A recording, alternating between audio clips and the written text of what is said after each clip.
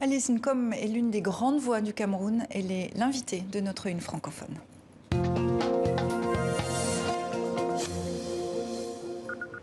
Alice Nkom, bonsoir. Bonsoir. Vous êtes avocate et militante des droits humains au Cameroun. En 69, vous êtes devenue la première femme avocate de votre pays. Vous avez fait de la défense des minorités sexuelles le combat de votre vie. Votre association de défense des homosexuels vous vaut une notoriété internationale. Au Cameroun, l'homosexualité est interdite. Les arrestations se multiplient. Qu'est-ce qui se passe en ce moment au Cameroun? Il se passe que c'est une folie. Parce qu'actuellement, il y a une affaire qui s'appelle l'affaire Shakiro, 2 trans, qui ont été arrêtés. Que vous défendez? Pardon. Que vous défendez? Que je défends. Qui ont été arrêtés arbitrairement, illégalement, tout ce que vous pouvez imaginer, de jeunes gens qui étaient habillés en femmes, maquillés, et qui dînaient tranquillement dans un restaurant, qui ont été arrêtés sur la base d'une dénonciation qui avait été faite à la police, et qui ont été condamnés à 5 ans de prison ferme, c'est le maximum. Pour et tentative d'homosexualité. Pour tentative d'homosexualité. Le procureur de la République dit ceci. Quand on voit une femme, c'est pour attirer les hommes quand elle se maquille.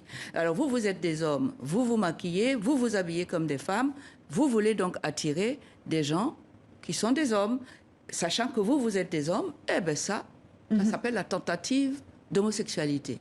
Il a requis 5 ans d'emprisonnement. Ce qui est le maximum ferme, au qui est le Cameroun. maximum. Et le tribunal le lui a accordé. Et le procès en appel démarre dans une dizaine de jours. Oui, Qu'est-ce que vous en attendez? Oui, j'en attends beaucoup. Parce que je crois qu'au niveau de la Cour d'appel, on peut faire dire le droit.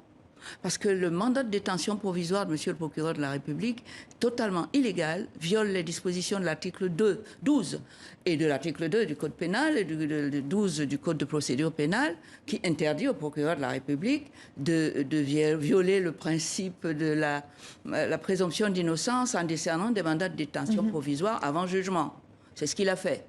Mais comment vous expliquez cette traque des homosexuels au Cameroun? La traque des homosexuels au Cameroun est une traque d'origine politique, l'exécutif.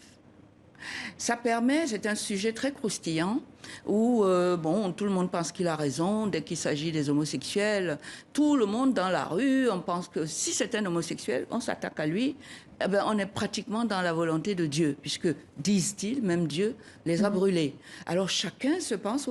Alors, c'est un cheptel électoral pour l'exécutif, parce que une fois qu'on a mis le sujet de l'homosexualité sur le tapis, on oublie qu'on n'a pas d'eau, qu'on n'a pas d'infrastructure, qu'on n'a pas, et qu'on va être tué par le Covid parce que l'argent qu'on reçoit pour le Covid sert à autre chose. Donc voilà. Cette situation, c'est le miroir d'un pays où il n'y a pas d'état de droit, c'est ça que vous dites? Pas d'état de droit. Paul Biya est au pouvoir depuis près de 40 ans.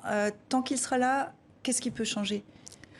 Tant qu'il sera là, il faut inlassablement rappeler à M. Biya qu'il signe des engagements, il faut les respecter.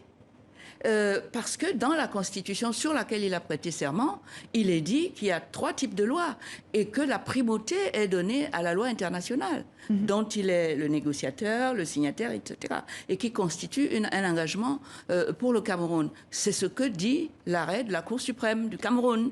Et il viole ces engagements-là. M. Biya ne doit pas être au-dessus du peuple et au-dessus de ses collègues avec lesquels il signe des chartes de la francophonie, le Commonwealth, etc., dont ce sont les valeurs cardinales. Vous êtes l'un des soutiens de Maurice Kamto, le principal opposant à Paul Biya, au président. Comment faire évoluer ce jeu politique et donc, si on vous comprend bien, la société camerounaise aussi? La société camerounaise est très... comment dirais-je, verrouillée par un pouvoir dictatorial très, très, très, très fort, et qui est là depuis longtemps, et qui a formaté les mentalités à cela depuis 40 ans, comme vous le disiez. Mais aujourd'hui, je soutiens Maurice Kamto. Pourquoi? Parce que je l'ai vu faire sa campagne électorale. J'ai vu que c'était quelqu'un, un bosseur, un travailleur, tout ce que vous pouvez imaginer, et qui avait un projet qui était bon. Et il se trouve qu'il a eu la majorité des voix à l'élection présidentielle et que, comme d'habitude, le système ne lui permettait pas d'être proclamé élu. Alice Nkom, merci beaucoup d'être venue dans 64 minutes, grande militante de la défense des minorités sexuelles au Cameroun. Merci beaucoup d'être venue dans 64 minutes.